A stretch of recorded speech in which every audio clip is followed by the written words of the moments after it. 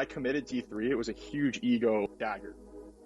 I realized like I still love something about this buying in for the sake of buying in, even though you're not getting the external reward. My dad actually was a baseball guy. He's from Tucson, Arizona. Never played anything other than like baseball, basketball, football, like typical West Coast sports. And then he went to school out east, and he roomed with a hockey player. He went to Harvard, and his they won the national championship when he was at Harvard. So he thought it was the coolest thing ever. No My dad was a way. baseball player at Harvard. Um, like best friends with this guy. The guy, my dad always tells me stories, just like he thought he was such a beauty, like had never encountered a guy like that before. So he was like really compelled by the hockey personality. And so my dad goes to law school out west and immediately like buys roller hockey gear, like is playing on like local courts, stuff like that. Um, and just like loves hockey. Like this is a weird aside, but my mom was telling me that when I was born, he had three names that he suggested because like the Russian hockey players were nasty at the time. And it was like Sergey, Ladislav, and Anatoly.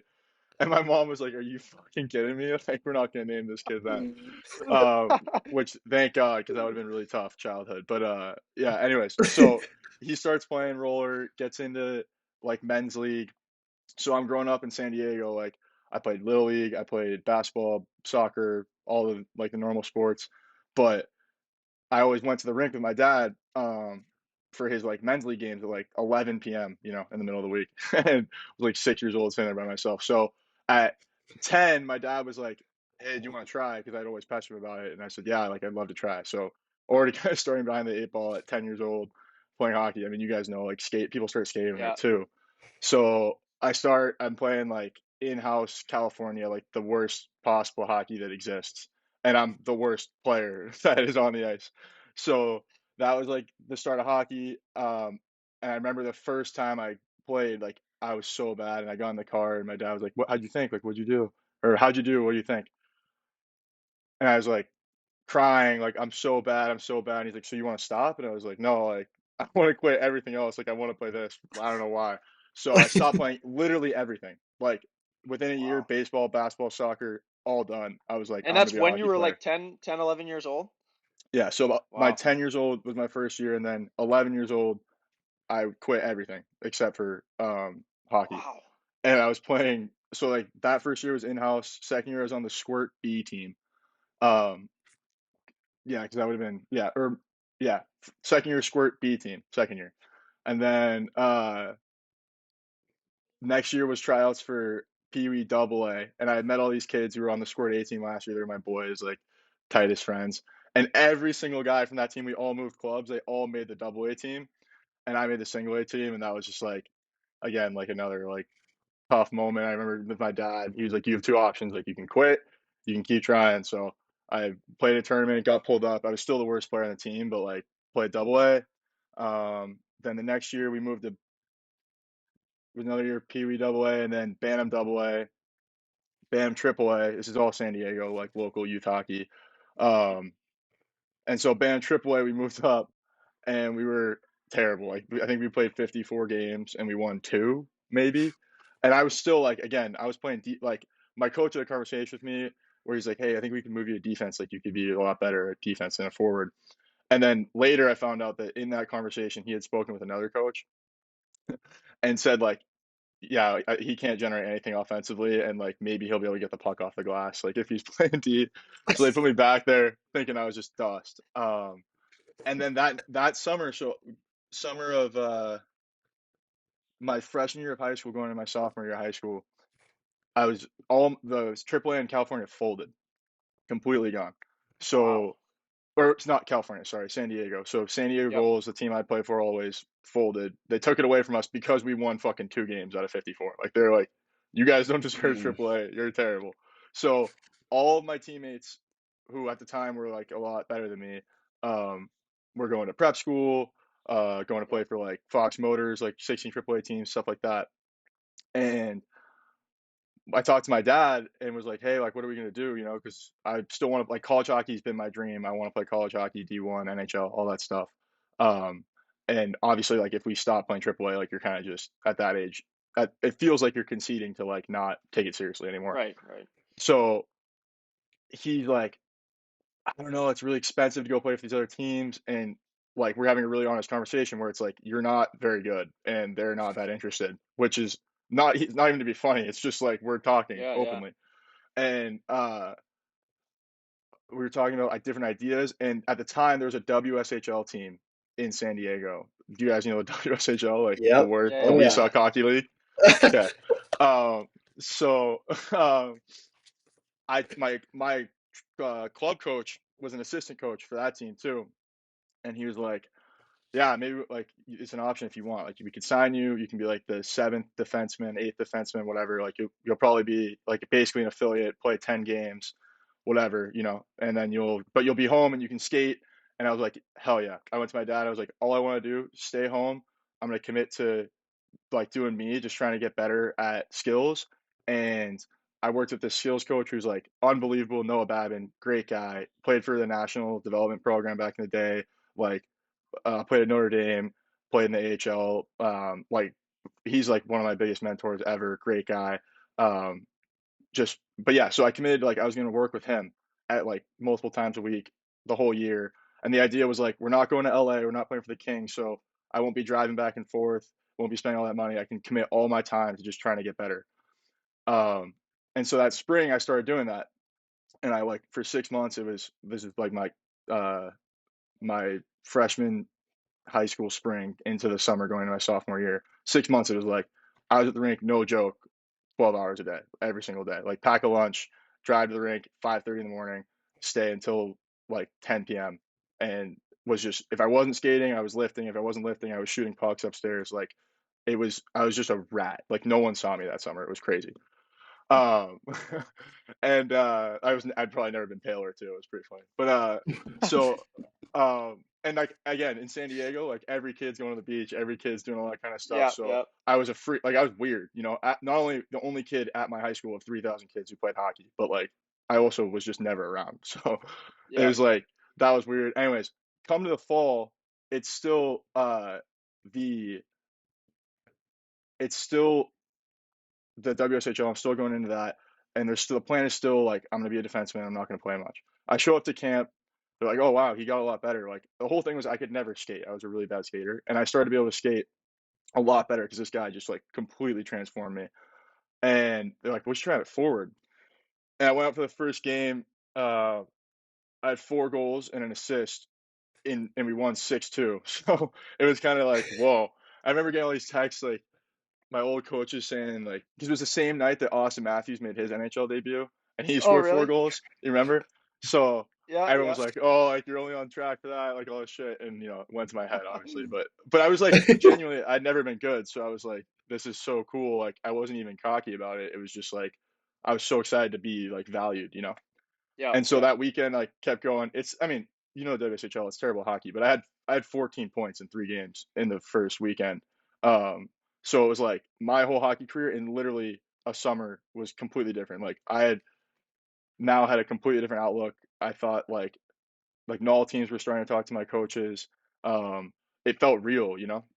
And so the rest of the year goes by. I think I had like something 50 something points, maybe high 40s, and like about a point per game in that league as a 15-year-old, which is not actually saying that much, but it was enough to get the attention of juniors, coaches, and stuff like that. Mhm.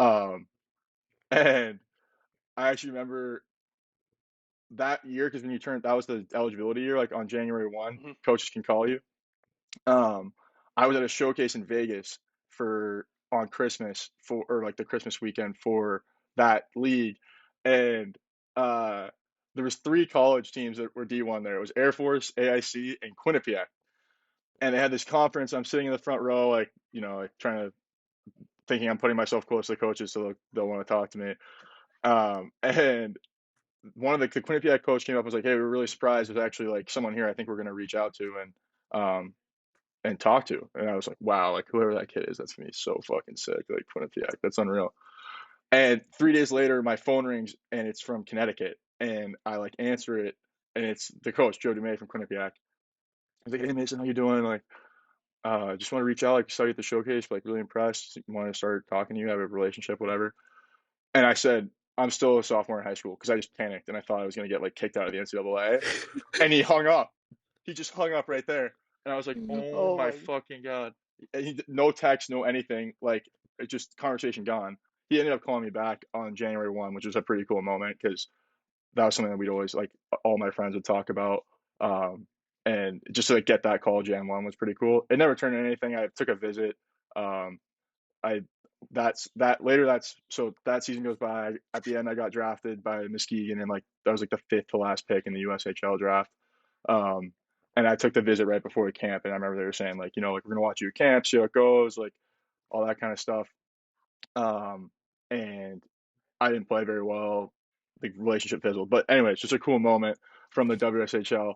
Um, Yeah. and so next season, um, also stop me if you guys want me to like break Yeah. the. No. No. No. We'll we'll Okay. we'll dive Keep into going. it We'll after dive the in. game. Okay. Cool. Okay. So next season, like after that season ended, we lost in like the first round of playoffs or something. We were like our team wasn't great, but it was a good year for me. And I went to a couple. I went to like Cali camp. I don't know if you guys are familiar with that. It's like a big. It's probably the biggest like junior and college recruiting showcase in the West Coast. It's most of Okay. the stuff out here is honestly kind of BS, but that's pretty legit. Like good coaches, good exposure, people get contracts. Like it's legit. So I remember I went there. This is another funny story. And the first game I was like, okay, like I'd grown like I going into the season as a freshman I was 5'7", 140. At the end of that season I was 6 foot, 195 pounds, and I was like, yeah. So I was like a different person, and I was thinking like, okay, I'm ready. Like I just got drafted to the USHL. Um, like I want to take that next step. I want to be the guy. So I was like, how am I going to do that? I got to be a nail gun. I'm going to fight someone. And this kid was skating around before the first game, like asking guys to fight at the red line. And so I was like, hell yeah. And I skated up. I was like, yeah, let's go. Like, you want to go first face off? Like, this is my dream. Like, all these coaches are going to be watching. It's the first, whatever. And he's like, he goes, no. What? So the game starts, probably second shift. I'm out there. I see him and I just dummy him. Like, no puck, just dummy him.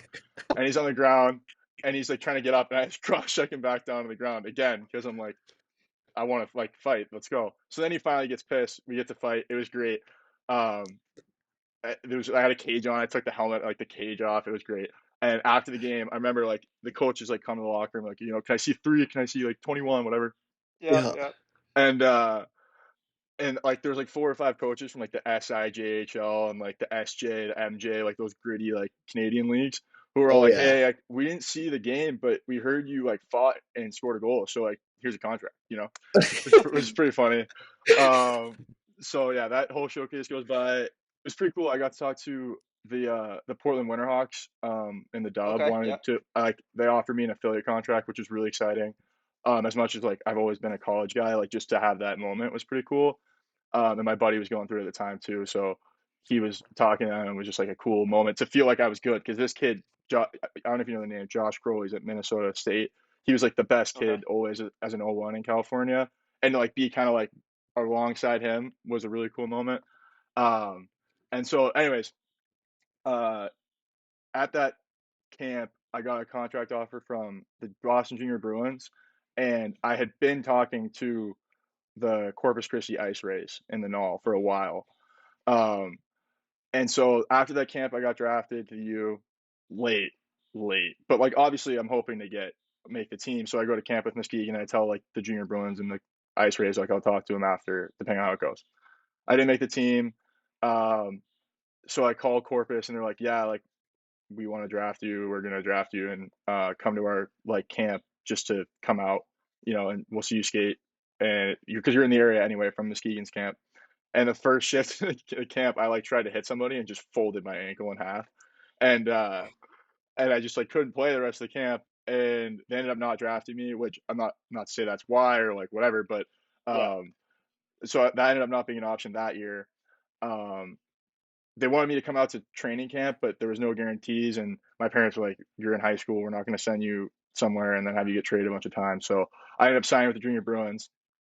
Um, Trained all summer. Went out to Boston for my junior year of high school. This is my junior year of high school going into, and went out there, was on the NCDC team. It was crazy. Like that league was brand new at that time. It was the first season, Yep. and uh, that junior Bruins roster was loaded. Like we had Drew Crazy. O'Connor, who was on a third line, and now he's in the fucking NHL. Um, like I think that every kid on the lineup, except for me in the first game, ended up being D1, which is hilarious, or like ended up committing D1 at some point, Yeah. and maybe got decode later. But so I go out, we play our first preseason game at Holy Cross, and I scored. I was all fired up, all great. And then this kid who actually played in the Dub X was on South Shore, like on their like preliminary training camp roster, 6'6", like just a mean Slavic kid, murdered me, into the boards, and like my shoulder completely like got ruined, but I didn't know because I had a mean concussion. Like I skated back to the bench and I was just like sitting around looking like this, and coach was like, "You okay?" And I'm like, "Yeah, I'm good, I'm good." So I go out to the next face off and I try to take the face off, and my arm just like I try to push into my stick and my arm just like drops to the ice because I it's completely fucked. So I go back to the dressing room and they're like, "Yeah, you have like I think you have a grade 4 separation." So I drove myself to the hospital. This is like midnight in Worcester, and they look at it. They're like, That's "Yeah, gritty right there. it's really No gritty, kidding. really gritty." And I'm like in a sling, whipping like one hand, right, my left hand, my right arm's like pinned here. I get to the hospital at like 4 in the morning. They're like, "Yeah, you've a grade 3 or 4 AC separation. So you're out like 5 months or 4 months or something like that." And I was like, fuck.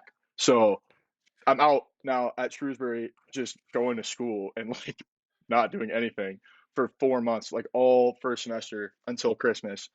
I come back and I started with the premier team there and played with the premier team for the most part, like the second team for that whole season. And then after like 20 games, I think from like late December to end of January, I got pulled back up to NCDC, but I was like a scratch. I only played 4 games. I think I got scratched for like 10, and then the season ended. And so that's the end of the junior year. And like that was a really demoralizing year for me because I was like on this upward curve from being really bad my Yeah. freshman year. Sophomore year was unbelievable. And I had this projection of like everything's just going to keep going up, right? Yeah. And that was just tough. Like getting hurt, not playing, getting cut, not cut, but sent down to the premier team, not really playing for the NCDC team. And that was your Uh, first like serious injury, right? That you had? yeah, Yeah. like the first real one. So, and I probably should have got surgery, but I never did because I was like, I want to get back as fast as possible. So I just like healed normal. Um, so then come the springtime, I'm like super demoralized. Um, Corpus Christi has been watching me the whole year, reached back out, and I tendered with them for the next year because I was like, I don't want to be a part of this. I thought that at the time I was really scared like that I was just not going to be a priority for the organization, which is understandable because I had been hurt, came back, wasn't great when I came back. So like I'm sure they wanted to see new guys and all those things. So I thought it Hmm. would be good for me to move to the NAL, a little more credibility with D1 stuff. Anyways, um, so then a buddy at the school, I was just going to public high school in Mass. I hadn't played lacrosse as a sophomore. I played lacrosse at Torrey Pines in San Diego as a freshman, but I didn't really play, like go to play and like not get playing time. I meant like Right. I didn't go to anything because I was playing hockey.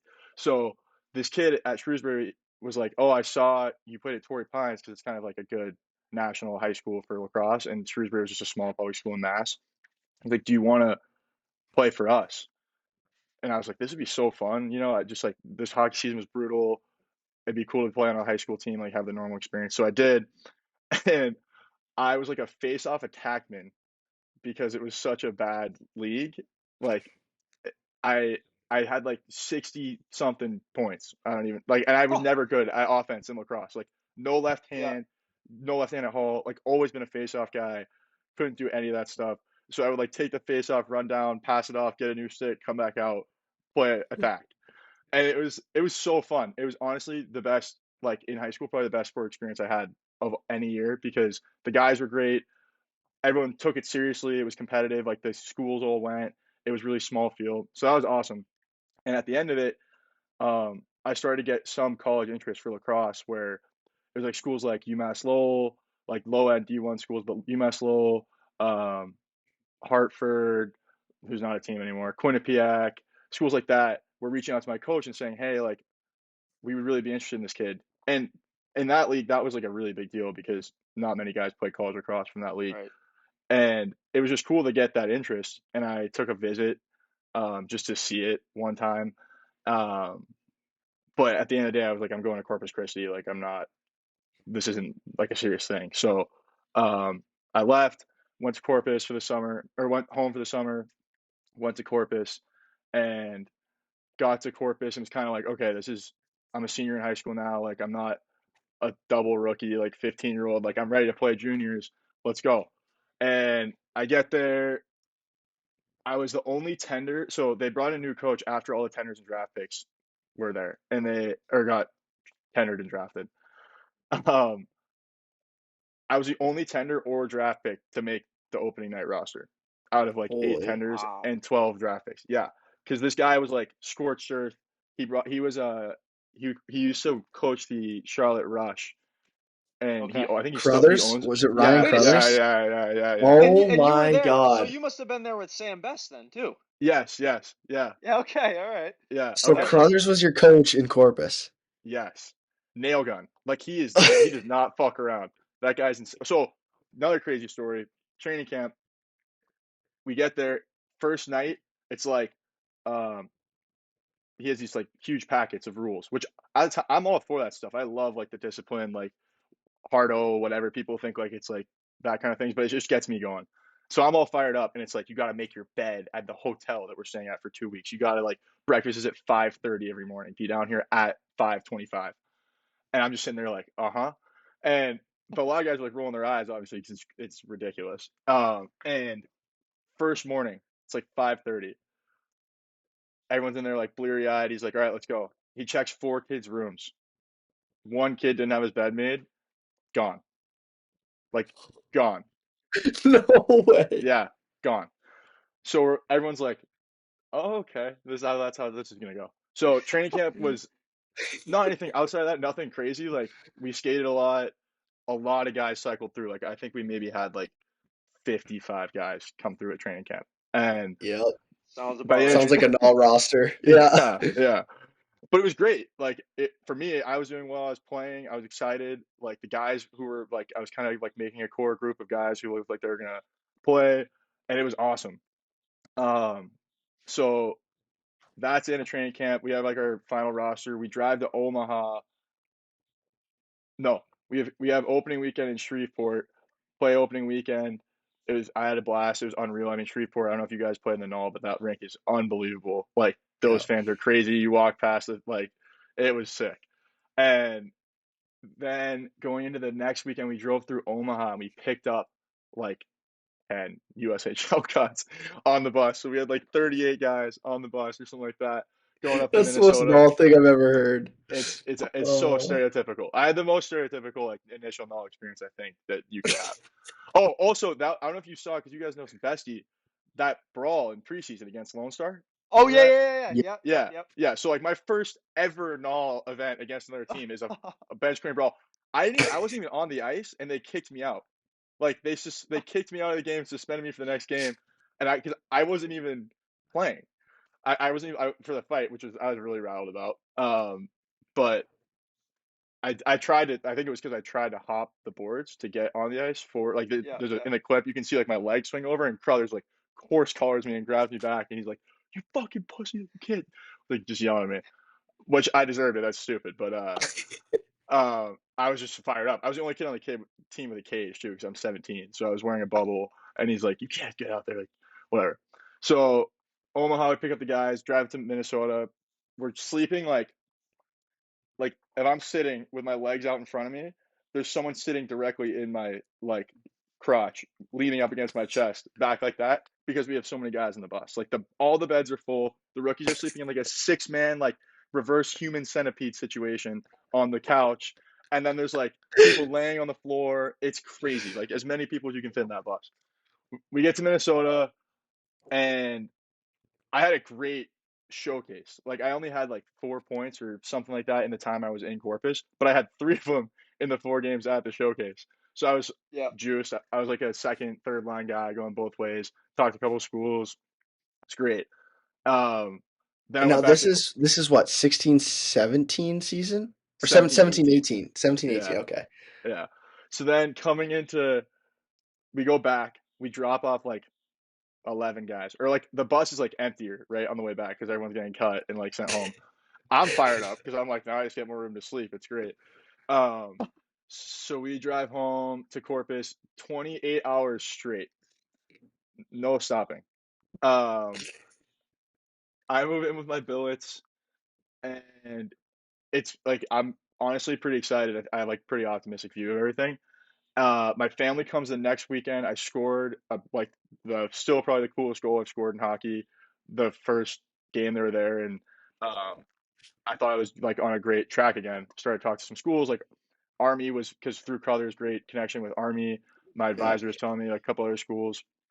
Um, but at the same time, then like after that game, the first home game of the season, like I didn't score or get a point or anything for like 12 games or something like that. And over that time, like I'd always been had a really tough negative self-talk critic. I think a lot of people, especially in hockey, have that. Hmm. And it was like I didn't have school going on because I was in online school. I was alone in my billet house. It was like one person in the billet house, no teammate, by myself all day outside of hockey. And I was playing. And Crowder's a pretty like aggressive coach sometimes. Like I remember one practice, I just fucked up a drill, and he stopped the whole practice. I was standing at the blue line. And uh, he's like, 'cause I had good grades. I was a good student, but he's like, for a kid who's so fucking smart off the ice, you're the biggest fucking retard I've ever seen on the ice. And I was like, holy shit. So like hilarious looking back at it, but at the time, obviously pretty tough for the confidence. And we're bringing in new kids and stuff, and I'm just not playing well. And over like a 2 or 3 month period, like my mental health, my like confidence, everything went plummeting. And Yep. Yep. Army was still like becoming an option, but I was talking to my parents. I was 17. I was like committing to play 4 more years of juniors to be a 21-year-old freshman, or 3 more years of juniors to be a 21-year-old freshman, go to school for 4 years, and then serve for five. I was like, I'm 30 before I make a decision. So I didn't really feel like I had any good options. And then some other stuff happened that I feel like I honestly probably shouldn't get into in Corpus. But at the end of it, I was like, I'm going home. I'm going home to like I'm done. I don't think I can do it. Like I can't. I'm not going to be an NHL player. I'm not going to make it to the D1 hockey. Like I'm just not cut for it. Like I can't handle it. So I called my buddy. The one thing I did, the smartest thing I did was I called my buddies at Tufts as a freshman. I was like, hey, can you talk to your coach to see if they would be interested? And they were like 100%. So I visited, went, and was like, I'm in, but I'm going home and I'm not playing hockey the rest of the year. And the guy was like, what? but but I was like, I'm just gonna. I kind of said it under the guise of like, oh, I'm gonna play lacrosse as well, so I need to go home to play Yep. lacrosse because I'm a two Yeah. sport guy, which was like fully to service me leaving juniors because I was so unhappy. Like the lacrosse Yep. thing was like just not a real thing. But my coach at my high school in San Diego, John O'Zizzi, went to Tufts, played lacrosse at Tufts, hooked it up, and the coach was interested. So I went out, like just played then my second semester of senior spring. I was home. I was playing lax at Torrey Pines, like being a normal kid for the first time ever, like doing social things, like going out to parties and like having friends outside of hockey, um, which was weird. But the lacrosse season was great. I had a ton of fun. I didn't face off. Like I was just a D midi wing guy. Like I was out there just playing like playing real lacrosse, which is funny to say because I don't think facing off is the same thing. But uh, at the end of the season, one of our coaches, Jules Hennenberg. Do you guys know that name, Jules Hennenberg? Mm-mm. No. He's in the PLL, and he was like Okay. he would dress for our practices, and we did a ground ball drill the day before the state championship, Oh no. and we were just going at it, and I like bodied him, he bodied me. I was like 225 at this point, like my body was too big for like my frame, and I planted and just blew my knee out, ACL and meniscus, femur, broke my femur, Holy um, shit.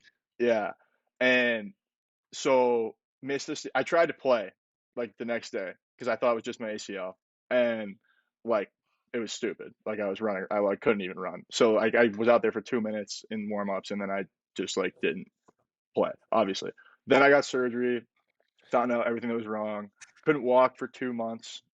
Uh, Oh, so I was a milk bag going into college, like, and I knew I was gonna miss my whole freshman year, right, of college sports. Like I knew it as soon as I got the surgery because they were like, you're out at least 12 months. And that was a crazy moment because I was like, the first time you have to like really face the fact that your athletic career like can end, you know? And I knew it Yeah. was going to come back. Like I was like, I'm going to rehab. I'll be fine. It's an ACL. It's nothing like no one's ever faced before. But uh, it's like a year where I can't play and you have it taken from you. And it really like yeah. refocused me and was like, holy shit, I only have 3 more years after this. I need to be urgent and like dial in and be better about everything. Like mentally, I got to figure it out. Physically, I got to figure it out. Like it was just an awakening of like all the things that I had kind of been letting taking for granted, not giving attention to, whatever you want to say. And so that whole year, I was in the training room, like the athletic training room at Tufts every day, and like trying to rehab all that stuff. And the thing too that clicked for me was going in when I committed D3. It was a huge ego like dagger for me. I was like, Oh yeah. I don't. Yep. I always thought I was gonna be a D1 guy. I always like that was always a dream, and that was what gave sports meaning to me. It was like I will playing at that level will make it meaningful, and I will like be something that I'm not. You know, it was like gonna fulfill me. So then committed D3 like was really tough. But when I got hurt, I realized like I don't play like I still love something about this, absent of the fact that like it doesn't really matter anymore. Like it's not a big level. So I have to figure out what that is and like let that drive me and like buy into this, even though it's not going to give me any of like the validation or the like whatever. Like you're not like a stud D1 professional athlete, so you're not getting that other factor of the sports, but it's still like competing and it's still pretty serious. Like buying in for the sake of buying in, even though you're not getting the external rewards, whatever. So like that was great, huge development for me. I'm super grateful it happened. That was my freshman year, and then COVID hit my freshman year, and I was I was bummed, but it wasn't that big of a deal because I was gonna miss it anyway, and everyone was thinking it's 2 weeks, so whatever. Then the summer goes by, and we're like, oh my god, our season might be in jeopardy. But our coach is telling us like, no, we're playing, we're playing. So we're all coming back, and we get there, and like 2 days after we get to school, it's like no season. And Yep. I again like the same sensation my freshman year of like now I have 2 years left, and that's it. Yep. And I didn't get to play the last one, and I'm not going to get to play this one. And I still stayed on campus, like went to the skates that we had that were like barely, but like top. Not our coach was doing a bad job, but just like we couldn't do much, so we barely got to skate. But I would go, I'd work out, like, and I like started to love the process. Like I was like loving working hard and getting in shape for the sake of it, and like doing it for my team and not for anything else. Like I just wanted our team to win, and I wanted to help our team win, and that's why I was working hard. Not because I wanted to make it to D1, not because I wanted to be the best player on my junior team, whatever. And that was so unbelievable, but I didn't have that like articulated in my head. It was just Hmm. like the feeling and it was compelling. So like, and then I'd feel lost when I wasn't working out or skating, but when I was working out and skating, it felt right. So I was like learning some stuff. Junior year comes, and I had so quick backtrack to freshman year. I went to the lacrosse coach, and I again same thing, like negative critic, not self confident. Told the coach like, hey, I don't think I'm gonna be able to handle playing two sports here. And the Tufts lacrosse team is nasty, like so Nasty. Yep. good, Yep. so cool. All those guys intimidated me. They were all like they all seemed like confident, like just dudes who like everything I wasn't at the time, like not insecure, all bought in for the right reasons, like just dominating everyone they played. And I was like subconsciously like, holy shit, I don't think I can hang. And I'm playing hockey and I'm hurt. So I don't think I'm gonna be able to do this. And I was never really a lacrosse player, so I was like, I already kind of felt like an imposter.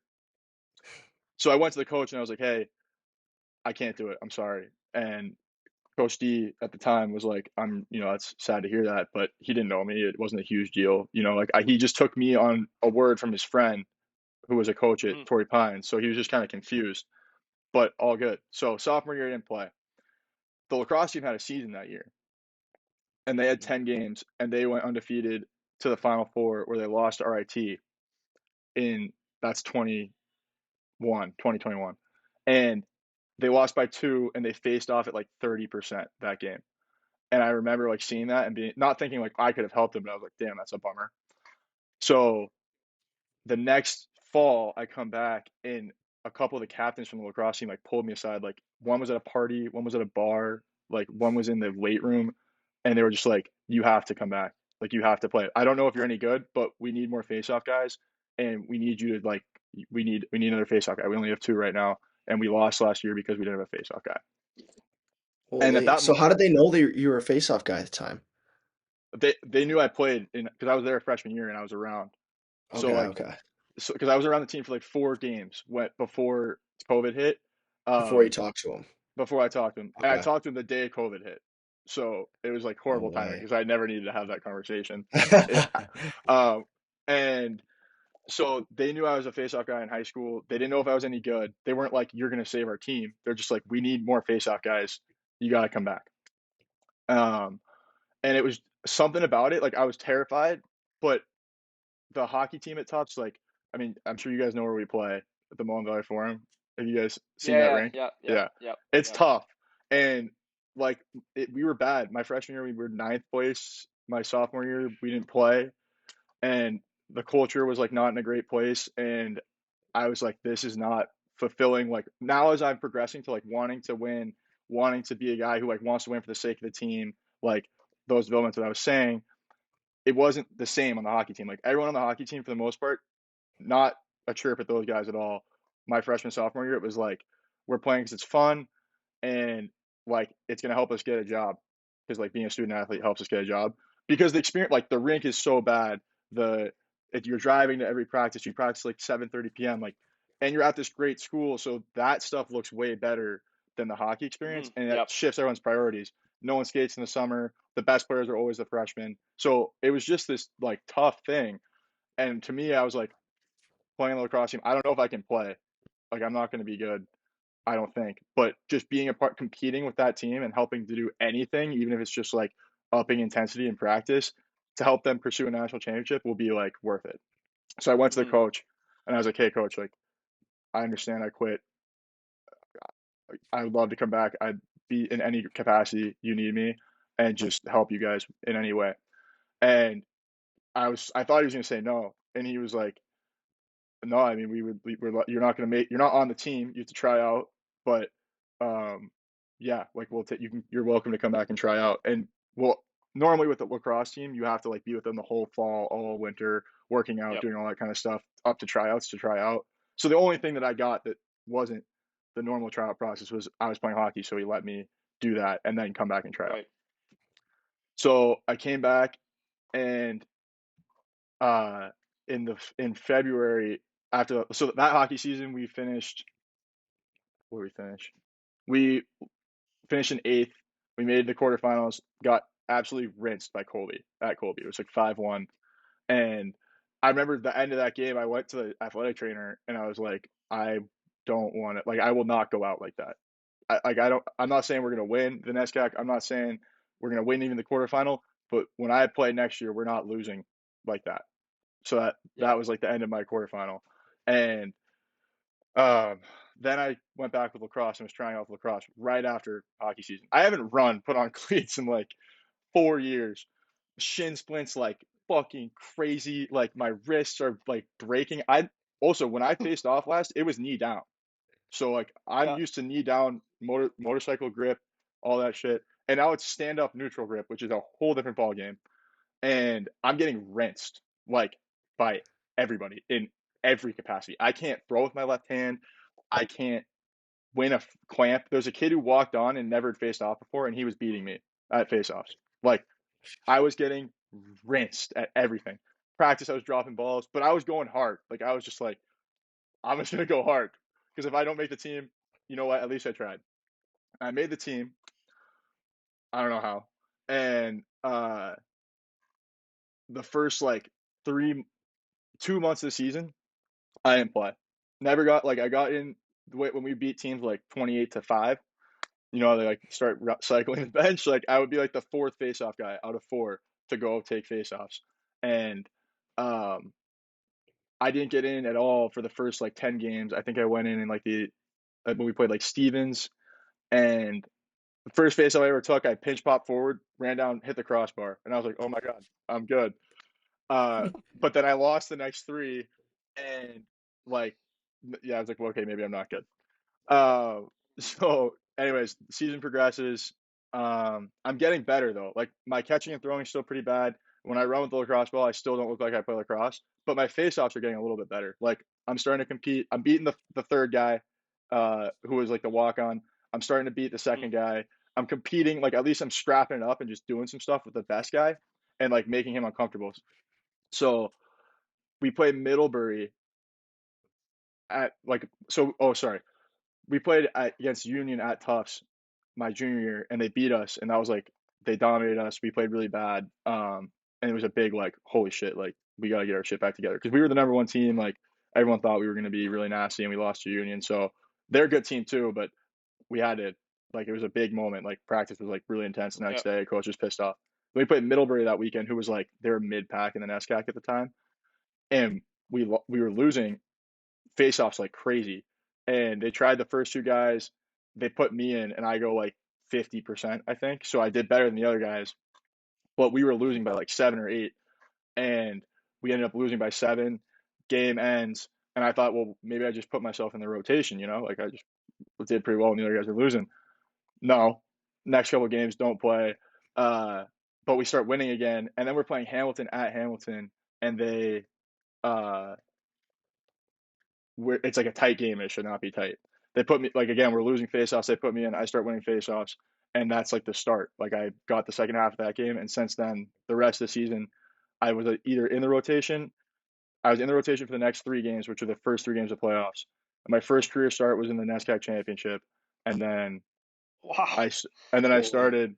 So I started the NESCAC championship against Ethan Barnard, who is at Bowdoin, and he at that year he was the first team All American, face-off player of the year. Like he was the guy, and I started against him. I think I went like 65% against him, and then Wow.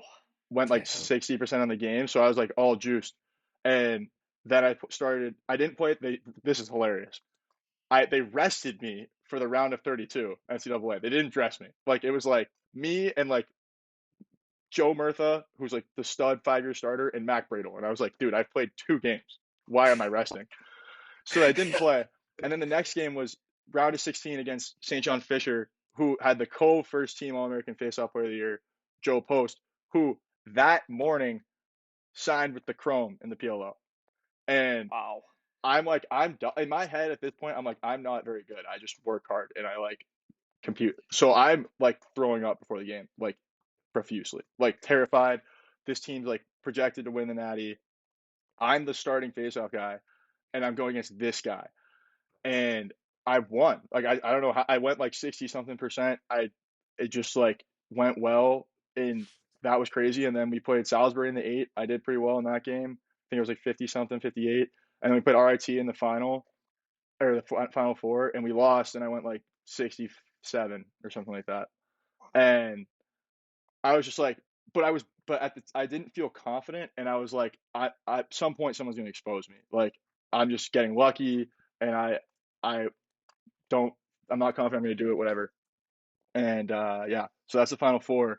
We lost, but I did well face-off wise in the final four, but I had a lot of turnovers. Like they would ride Mm. me, I take the ball from me, I threw the ball away, gave them like momentum.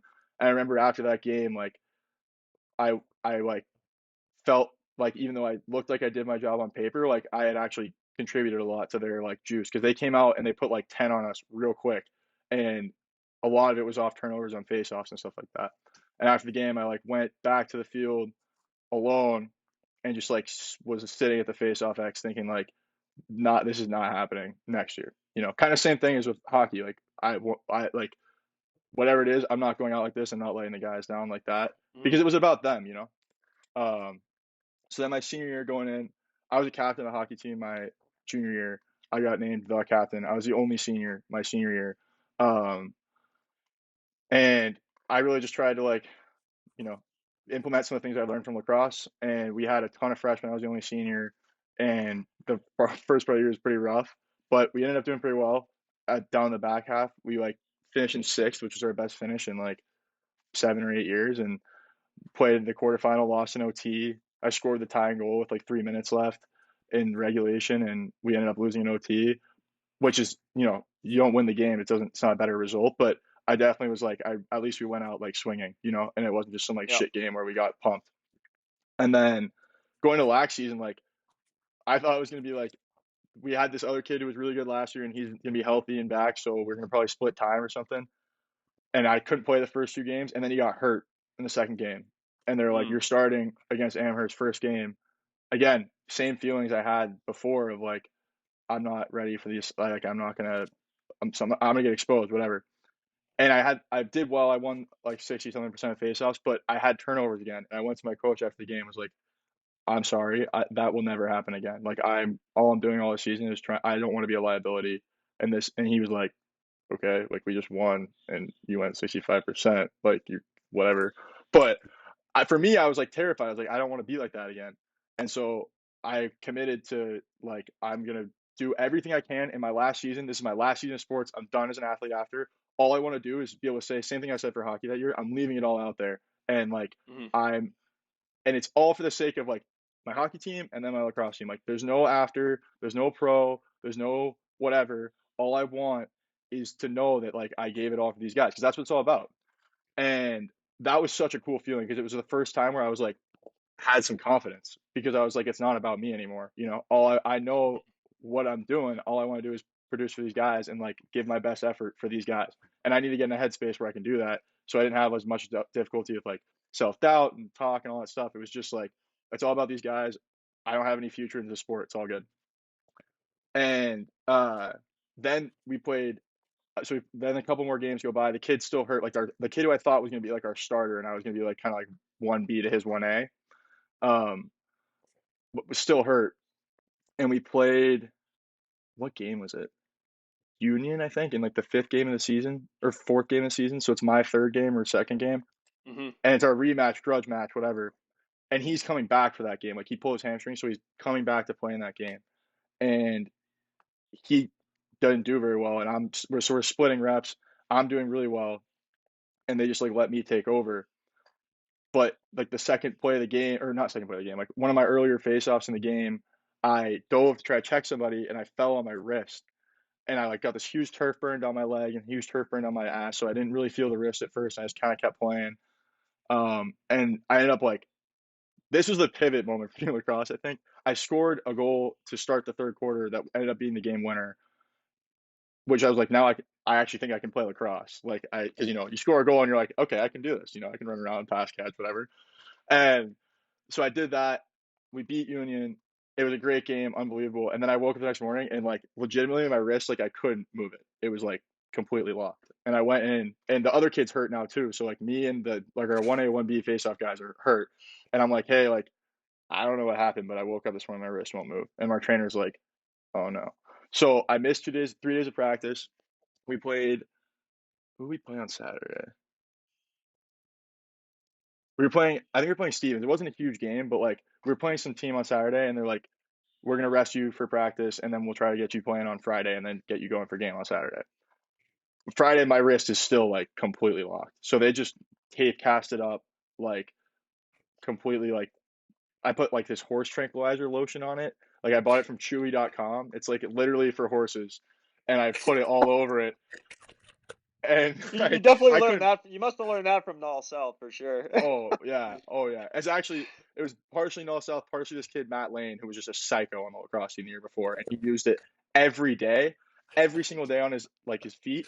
And I find out like I go to my trainer after like a week because I've been using it, and I'm like, hey, like just want to make sure like this stuff's cool to use, right? And in big letters, obviously it says like not for use on humans on the front, and he's like, dude, that shit like opens your skin up and makes you like super susceptible to infections. Like it's really, really bad for you to be using that. So I stopped using it, but I had been using it for like a week. I couldn't really move my wrist. It was starting to get the motion back, but it was really painful. They just kept taping me up every day for practice, every day for games. And those actually were the only practices I missed. Whereas in between those 2 games, I played every practice the rest of the year. But I was like tape cast every day, and I saw it was a sprain. Kept playing the whole year. And again, like this is in my head, I'm like, this is my last year of sports. I'm not gonna miss it over a sprain. You know what I mean? Like, Yeah. okay, maybe I damaged my wrist. Who cares? Like, this is the last year, and this is all about these guys. So go that whole year, plan on it, and I'm starting to get like I'm doing pretty well. And at the end of the season, it's I got like going into NESCAC playoffs, I got first team on NESCAC, and that was the first time that I got like any sort of anything that for Hmm. sport for anything in college, but like that season especially, like I'd been doing well and I was aware of it obviously, but I wasn't like, oh, I'm like a stud, And I got that award and I was like, oh wow, like this is kind of crazy. And then pretty shortly after the NESCAC, it was like first team All American, and then first team like a different first team All American, face off player of the year, like all this stuff. And like schools like Virginia called me in April. We're That's like, hey, we're really crazy. interested in wanting like, and then so this is all changing. Like I remember thinking like, wow, there might be something after this. And I was planning, so sorry, I was planning on going to law school. I applied to law school, like 10 schools, and I got into a couple, like some ones I was really excited about, like U Chicago, UCLA, Georgetown. Oh wow. And Holy. so I was like, I'm gonna do that, and it just was all like what I had a girlfriend long distance at the time from San Diego who was gonna be moving back to LA, and it was looking like I was gonna go to UCLA, like move in with her or something, Yep. go to law school, whatever. Virginia calls, and I'm like, whoa, like that's a huge change. But maybe I at first I'm like, no, like I don't want to do it. I don't want to play. It's a fifth year. Like it's different now. It's like it's not what it's been here. It's gonna be different. So I was sending an application in, but I'm thinking I'm not doing it. Um, then uh, I just kept thinking about it and was like, wow, it'd be really cool to be able to see what that would be like and play at that level and Hmm. just like kind of see if I can keep going. And I'd never trained for this position, so it would be really cool to like, you know, train and see if I can get good. Um, so that goes on. In the meantime, Syracuse calls a couple weeks later, and their season's ending, so they're like a little bit more urgent. Like they can do visits, they can do all that kind of stuff. Virginia's still playing. Um, I took a visit after the Elite Eight when we played York, and I went to Cuse, loved it. It was unbelievable. Like they offered like whatever at the end of we had the conversation at the end. They like laid out the whole deal package, whatever, and it made sense. Like I was like, I'm not gonna do this. I told my parents like I'm not gonna do this if you have to pay for anything because it's like Mm. you just paid for Tufts. This is like for me to go have fun and play a fifth year. Like I don't want to put you guys through that. And they're obviously my parents are great. They're saying you can go do it, but for me it was like personal thing. Like I won't do it unless I'm Yeah. wanted that badly. And Cuse, Right. that was the situation at Cuse. So I was like, okay, like that's great. I'm my own. I'm independent. Like I can do it. So that I was like, I'm pretty sure I'm gonna go to Cuse. And played the Final Four in the Elite Eight the next weekend. Committed to Cuse on the Tuesday after, um, like verbally just by phone. Um, and then like it's a week leading after the national championship, and my trainer's saying like, "Hey, we got to start getting your MRI like in the works because you're gonna have to get it looked at." Oh Because now boy. it's like because I'm playing next year now, right? And in my head, Yep. it's still been like it's just this year, nothing matters. He's like, "We got to start getting your wrist looked at, like or the stuff set up so you can do it right after the national championship before you go home and go to Europe and do the senior trip and all that stuff." So I'm like, okay, we play. I'm not thinking about it. National championship, we lost, devastating. But like it was a great experience. Like we made progress with the team. Like it was great. Um, didn't accomplish a mission, but like whatever. I was really glad to have had that experience, and we went out like going as hard as we could, as opposed to like leaving some stuff on the table. So whatever. And that ends. The next day, I go get the MRI, and it's like my trainer was saying like he thought I might have like a TFCC tear, which is like a 6 week recovery. It's not a big deal, like small surgery, whatever. Hmm. MRI comes back. I have this thing, a scapholunate. I've never even heard of it. Ligament complete tear, which is just it basically holds these two bones in your wrist together. I have two other ligaments torn, and I have three like cysts that have developed over the course of playing on this thing, Because you and were just playing with it for so long. for 2.5 months. And the whole time I was like, it hurts, but like it's not a big deal. But the problem is when you do that, your bones move because the ligaments Mm. are not holding it together anymore. So I'm starting to meet all these surgeons. This is like the last 2 weeks of my life, basically. We're getting to like present day. I'm meeting with all these surgeons. They all have different opinions because it's not like a real like consistent surgery. Like you can Right. you can do everything from just cutting out the nerves and like letting it ball, and you're gonna get really bad arthritis later, but you're gonna be fine for the immediate future, all the way to like they cut a different ligament, like an ACL, make a new ligament, pins, everything, and that's like you're gonna have a wrist that's gonna last you longer, and it'll like you'll be able to play sports again probably, um, whatever. So I ended up going this past weekend to get surgery on my wrist, and the doctor like opens up my wrist, and after I woke up, and he's like, "Dude, you blew that shit all the way out. Like it was like I've never seen it that bad. Like your bones were moved, like your ligaments were all over the Oh, place. Like there's cysts all up and so he Holy, removed all these cysts. He cut out my nerves. He did like the pins and everything. So I'm in this for 3 months.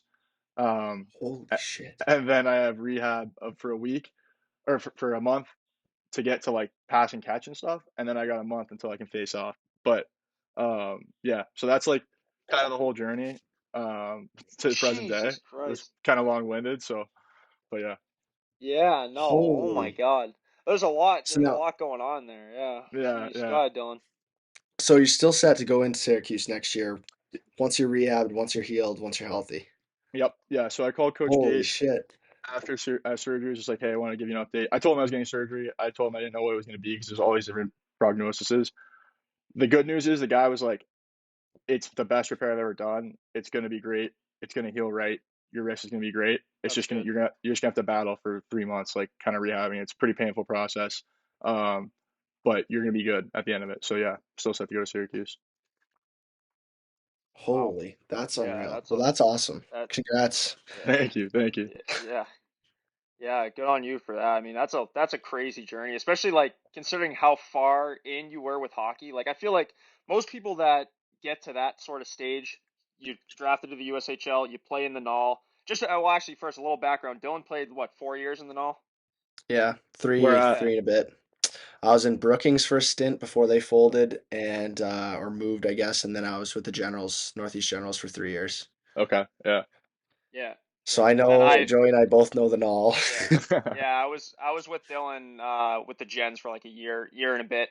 But I wanted to kind of dive in a little bit. You mentioned a couple things like sort of self-confidence was sort of lacking at times, which I think is really a testament of junior hockey in itself. I feel like junior hockey is really tough to navigate in terms of you want to make it to the next level, so it's me, me, me, me. How am I going to get better? How am a I going to be hundred able to get percent, myself to that next level? Mhm. Even though you're playing a team sport, It's if you very win, selfish. the eyes are going to be more on top of you. But when you're in the moment, everybody's in it for themselves. Everybody's trying to get to that next spot, get move up in the lineup or get more games, whatever it might be. I feel like you sort of lose that touch with reality of what the sport is actually about, which is about the a team. It's hundred about the percent, locker room. It's about going to war with the boys. You know what I mean? And winning games and winning championships. Like that's what it's about at the end of the day. And I sort of felt that I fell into that trap. I was always set D1, D1, D1. I want to play pro after. And when it sort of came to the end of my junior career, like I realized that D1 was no longer in the cards. I mean, I talked to a bunch of D1 schools, but nothing really panned out. And when I committed, you sort of mentioned this too. Like when I committed D3, it sort of took the wind right out of my sails in terms of like, what the fuck am I if I'm not going D1? You know what I mean? for Mhm. sure. And I ended up committing to Skidmore, and I quit hockey. I quit hockey my freshman year. I stopped playing, and then I realized like I started to see like look on the outside looking in, like seeing the team aspect and missing the sort of like environment of working out with the team and practicing with the team, spending time with the team, and then that got me back into it, and that sort of rebuilt my confidence in terms of like the avenue I really wanted to go down, which was like you mentioned a couple times, like going to battle with the guy next to you and everybody in the locker room, and that sort of brought my love back for the game. But I want to hear a little bit more about the sort of self confidence aspect because I find that very intriguing to me, especially I can sort of resonate with that, and I feel like a lot of other athletes can resonate with that in terms of how can you overcome it, how can you build self confidence. Obviously, I feel like it's different for everybody. Like for me, it's putting in more work, it's doing the extra stuff. Like that sort of builds the confidence. It seems like it's pretty much the same thing with you. But if you could sort of dive in a little bit more on that and how you were sort of able to get around that. Obviously, it seems like something that you battled with for a long time. For sure. And I mean, honestly, I don't think I still struggle with it. It's a natural thing to Mhm. struggle with. But at this point, I think I figured it out pretty well. Um, and I don't think I had it figured out very well until this spring. So it's kind of a progression. Like you're saying with juniors, I think it's a really tough environment to build the kind of self confidence that has nothing to do with results, right? Because the reality of junior hockey landscape is you don't get shit unless you're getting results. You know what I mean? As you guys touched on. So for me, it started growing up, starting late, being worse than everyone, right? And that was fine. It made me be like, I'm a grinder. Like it helped me facilitate that. Like I'm gonna shoot pucks with no one. Like it's midnight, and I'm gonna be in the weight room when no one's in the weight room. Like that was a great. Those are great values. But the other side of that sword was I thought I just would get to the point of being good and I would be fine, you know? And so that one season where I got good, going to my sophomore year, my confidence was so fake because it was all to do with the results. It had nothing to do with, like, it was not about my preparation. It wasn't about how hard I worked. It was just because I was scoring. And I thought that, like, oh, now I'm confident because I've put in the work and I'm here and now it's just going to be easy like that. So I move on to the next level.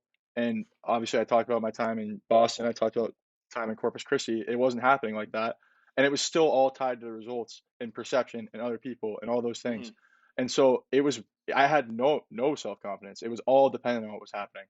And when I got to college, like the huge blessing of being like what looked like a really difficult thing of being reconciling being a Division 3 player when I wanted to be a D1 player was I had to like that conversation I had with my dad when I was 11, where he's like, "You can either quit or you can keep playing."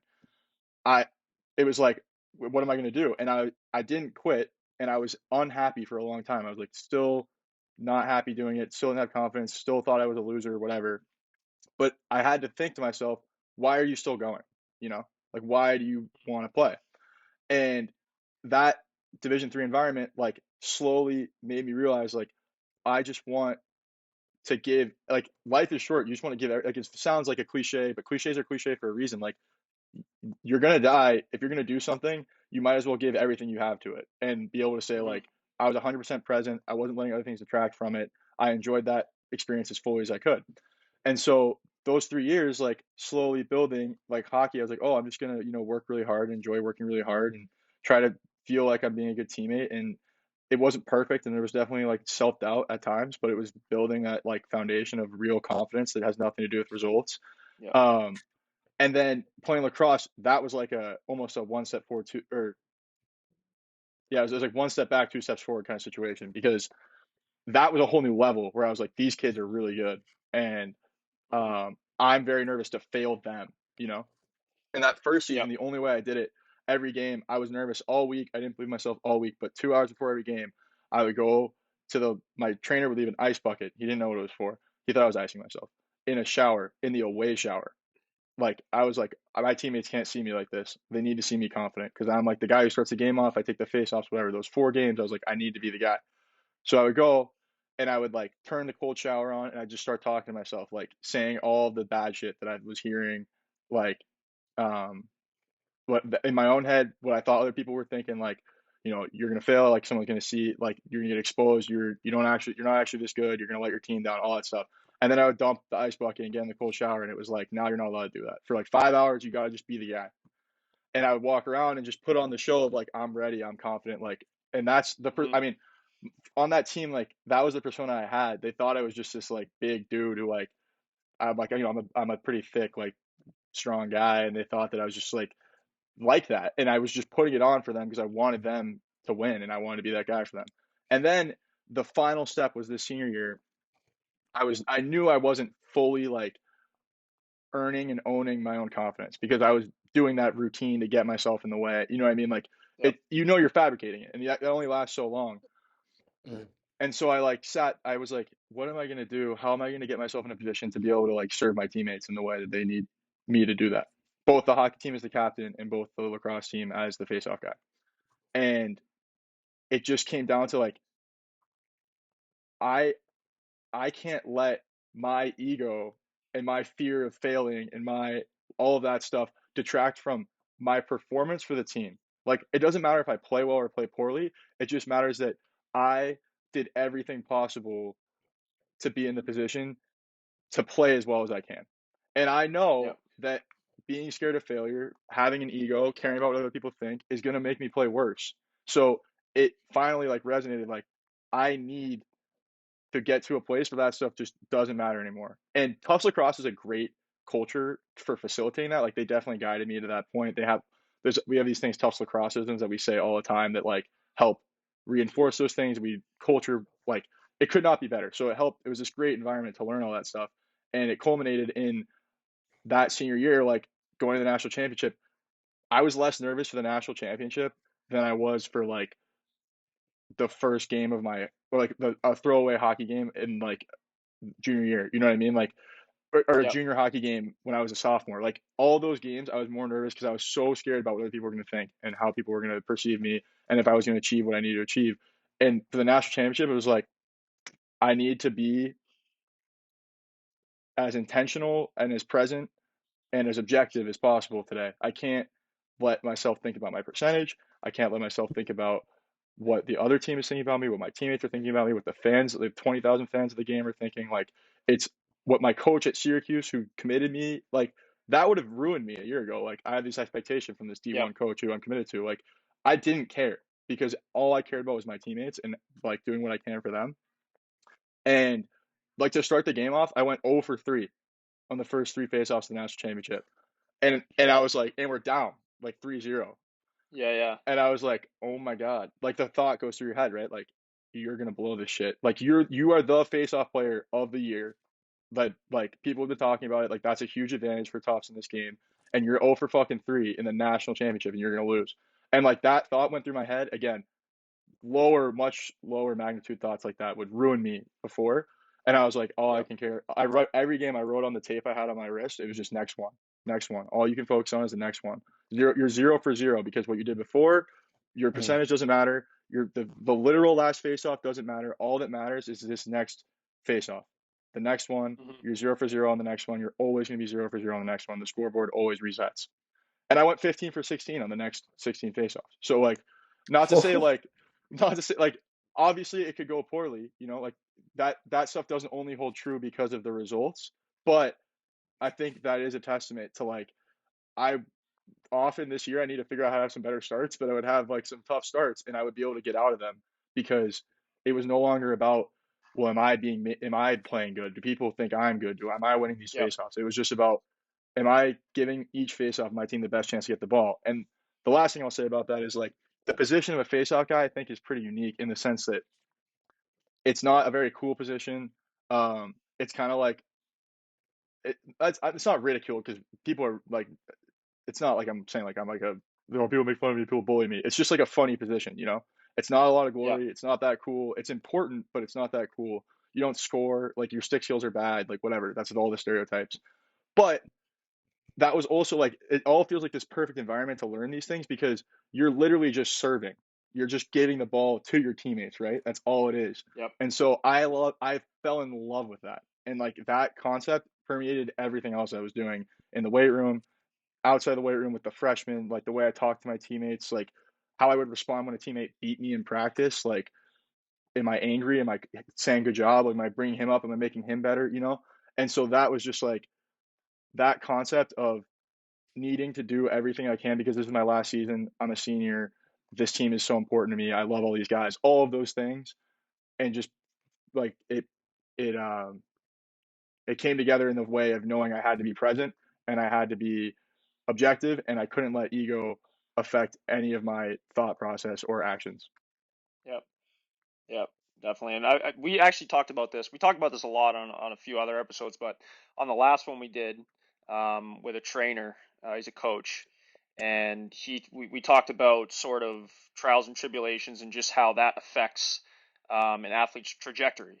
And we were sort of talking about how, if you're a prodigy your whole life, right? And you face no failures, no adversities. Eventually, you burn out, you get sick of it, it gets boring or whatever it might be. But someone like yourself, who you're on this trajectory and you're facing these ups and downs, and you're learning more about it because if you didn't go through those times of lacking self confidence, you would have never learned how to actually gain self confidence. And I feel like that's an important lesson for a lot of people, especially for like younger generations. I don't think they realize that that's like part of it, right? They think that like winning is everything. It really isn't about winning.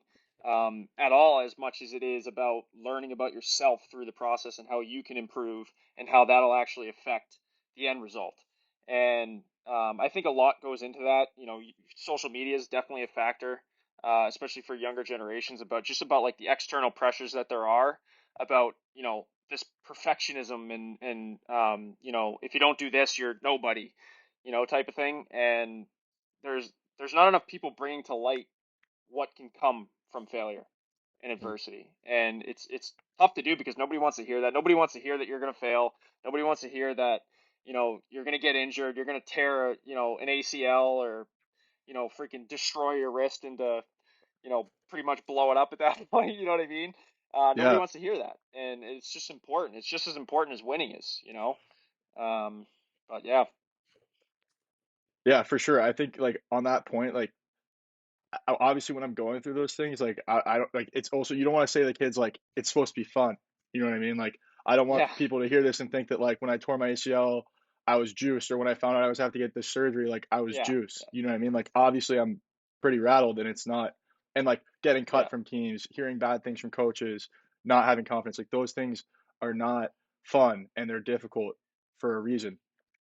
And it's just about finding like it's about knowing who you want to be and who your what your values are and aligning your pursuits with those values. So like for an athlete, if you like to serve your teammates and you like to compete and you know whatever character values it might be, you just commit intentionally to that action of playing on a team, whatever, and then align your actions with like the thing you're committing to. You know what I mean? And so Hmm. then when you face adversity, there's this really great thing that we always use for Tufts Lacrosse. It was like the I don't know if you guys have heard it, like the single decision.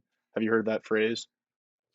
It's like the single decision is the most powerful tool in your toolbox because once you make the single decision, every other decision is made for you. So like if you make the Hmm. single decision that I want to, you know, be the best teammate I can possibly be on this lacrosse team, then in every Everything's situation, covered. you don't have to make a decision. It's just what would the best teammate do? You know, my ACL is torn. Am I Yep. going to be uh bummed out and juicing up my boys or bummed out and like pouting on the sideline, or am I going to be the best teammate I can possibly be without playing? You know, I'm at Tufts lacrosse. A huge thing is like a lot of guys are very good players in high school and then come in and never play ever because we have Mm. 55 guys. And so the thing that builds our team is that second like scout team, and they give us the best looks in practice. And the thing that they're asked to do is like, what's are you still making that like you made that single decision when you came to play here? Are you going to stay to that the whole time? Because if you can't, you shouldn't be on the team. And that's a very tough thing to do, almost tougher than an injury because you can't say like, "Oh, I'm just not playing because I'm hurt." It's like, "No, this guy's beating me to my and I'm not getting to play in a game." How do you still show up as that best guy, like that best Yep. version of yourself to make your team the best? And for me, like my junior year when I was not playing, I had to answer that question a lot every day. And I didn't have a huge ego attachment to it because I didn't play a ton of lacrosse, but it definitely is tough to just not play. And Yep. like that tool is a thing I thought about a lot is like I'm making a single decision. I'm saying I'm going to do this, so I have to act accordingly no matter what is happening to me. Injury, uh, you know, not playing, playing poorly, losing to my opponent, like whatever it is, you can't let that deviate you from how you're going to behave.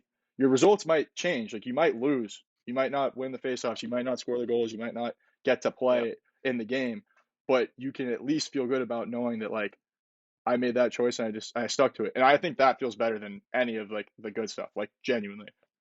Mhm. Yep. I like that. Yeah.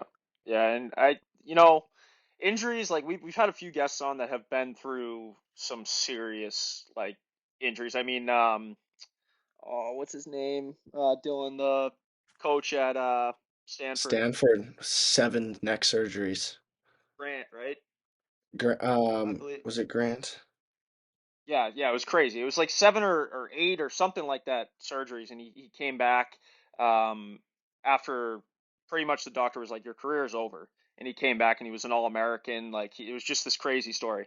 But anyways, the moral of that is like I think that there's just so much to be learned from Yeah. injury, right? Like, For and sure. I think a lot of people like attach that's the other thing is like attachment to your sport to your identity. Like that's who I am. That's like what it is, as opposed to like the traits, right? Like, am I a good teammate? Am I a hard worker? Like, how can you sort of like work around that as opposed to just being like result oriented and that's everything, you know. And I feel like your story is like a direct testament of that, right? And like really highlighting what your personality is and what you can actually contribute to the team, to your teammates, and to ultimately make it a better environment for them and less about you. You know what I mean? Definitely. But yeah, no, we that was a awesome story, and we're excited to follow along too. We definitely want to have you back on after this next season. I'm curious to see how that goes. Hopefully, like all your rehab stuff goes smoothly. I know that's injuries suck. I mean, I'm going through a hamstring Mm, injury right now that just recently happened. And it's sort of been a naggy thing.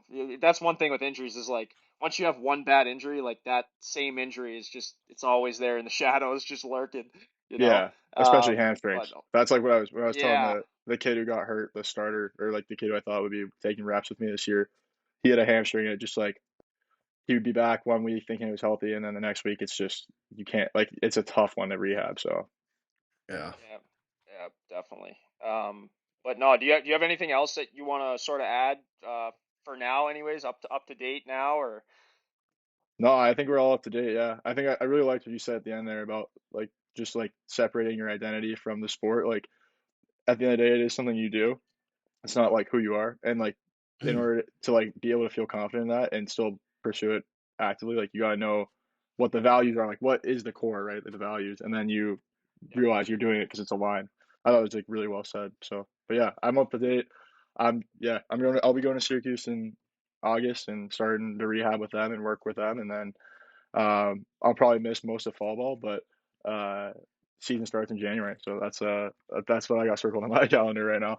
Right on hell time. yeah, Yeah. Yeah, that's good stuff, good stuff. Well, dude, thanks for coming on, and we look forward to following along in the process. We'll send you a care package with a bunch of stuff. We got the energy drinks, like a ready to drink pre workout, got a bunch of merch and stuff. So hell we'll yeah. handle that after this. So we'll send you a little something, get you through the injury phase, right?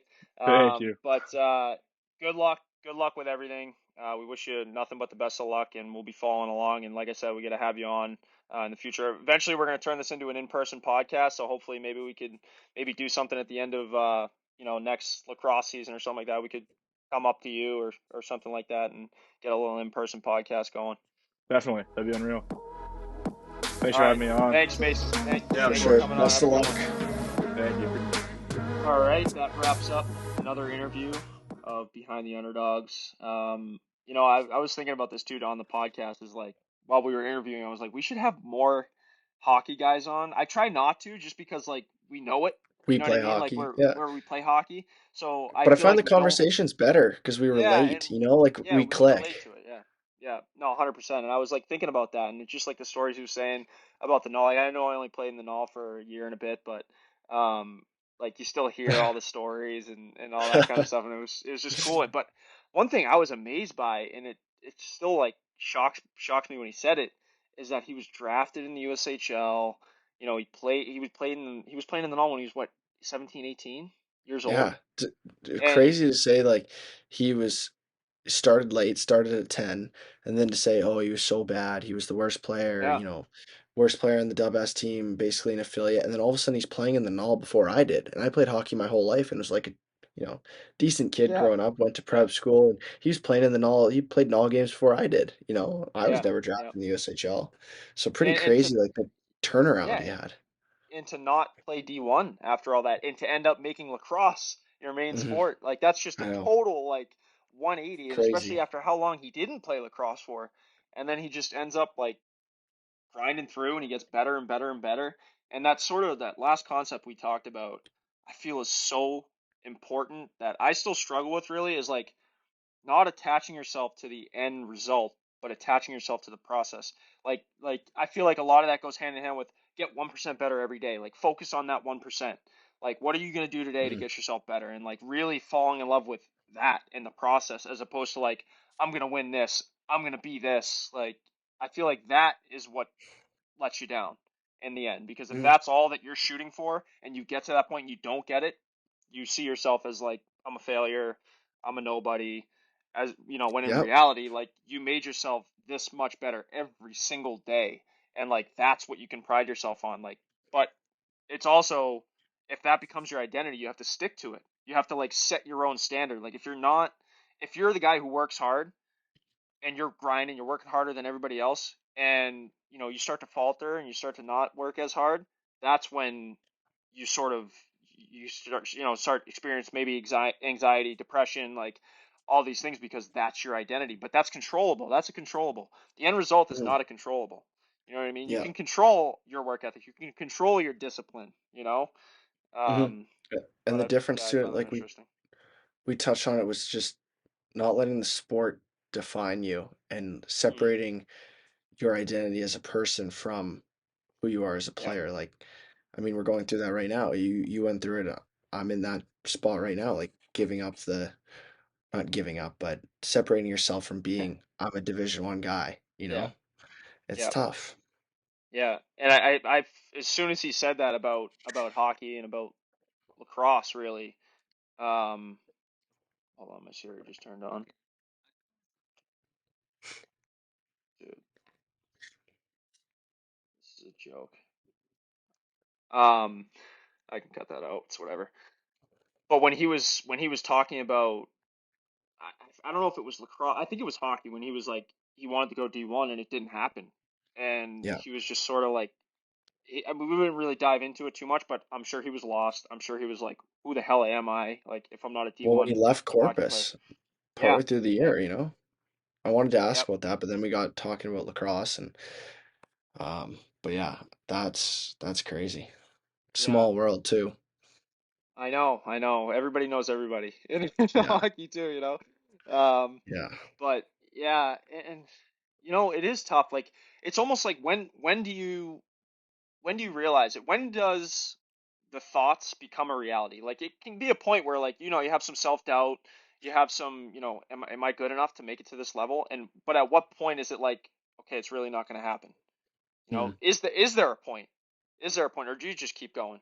Especially if it's something that you love to do, and we've talked about this many times, and that's sort of like what I dealt with when I stopped temporarily playing hockey. It was like, is this really for me? Is this who I am? And then when I stopped playing and I took some time off and I really looked at it from an outsider perspective, I was like, I'm, you know, there's a lot more to it than just playing hockey. It's the relationships you build, it's the work ethic you have, it's the, goal oriented Yeah. personality. It's Mm. this, right? Being Like a part of a team. Yeah. yeah, and we wouldn't have underdog really right now if it wasn't for hockey, in a sense. Yeah. Um, so like when I really think about it, like this brand, this podcast, this drink that we have, like this was all a result of the trials and tribulations that I've been through, that you've been through, that every athlete's been through. Mm. And that's like ultimately why we do this podcast, is to bring those stories to light, because and there's something therapeutic about it too, like when you actually have a conversation about the process and that you're not alone, because I think part of it is like when it's happening to you, you feel like the world's coming down on top of you, and Mm. it's only you're the only. But when in reality, like there's so many people that are going through the same goddamn thing. Like it's just you're not alone. There's other people that doubt themselves. There's other people that wanted to go D1 that didn't go D1. You know what I mean? Like it's just you're not alone. And I think that's why we're doing this. And hopefully someday it can be a platform for athletes like myself, like you, that can go to and hear the stories. And obviously right now we don't have the huge follower base, but I think eventually it's going to get there, because people can Mm. resonate with stuff like this and they want to hear stuff like this and they want to know that it's possible to get through the hard time and to come out on the other end and ultimately have what you want, have what you're passionate about. Um, yeah, it's obviously tough when you're in it. You know how it is. You know, Yeah. it's easy. It's It's shitty. it's easy. Yeah, it's easy to say when you're through it and you're on the other end. But when the dark fucking clouds sitting over your head, and everywhere you go, it's following you. You can't see any light. It's Yeah. hard. It's very hard. Um, but anyways, awesome podcast. I'm excited to see what this season brings for him. Hopefully, there's some professional lacrosse on the other end for him. I think that'd be really, really cool story. Just another Yeah. underdog story that comes out on the other end of success. But we thank you guys for listening. And if you don't follow us on social media, follow us on Instagram at underdog_brand. We'll have all of our links and Mason's links in the podcast description. And if you haven't tried our energy drink, it's more of a ready-to-drink pre-workout, UD Energy. Give it a try. Strawberry lemonade is our only flavor right now, but in about a month, a little less than a month now, we are releasing our second flavor, blue raspberry, which is going to be a hit because everybody is asking for it, everybody wants it, and this thing's about to pop off, and we know it. So we'll see you guys on the next episode. Thank you for listening.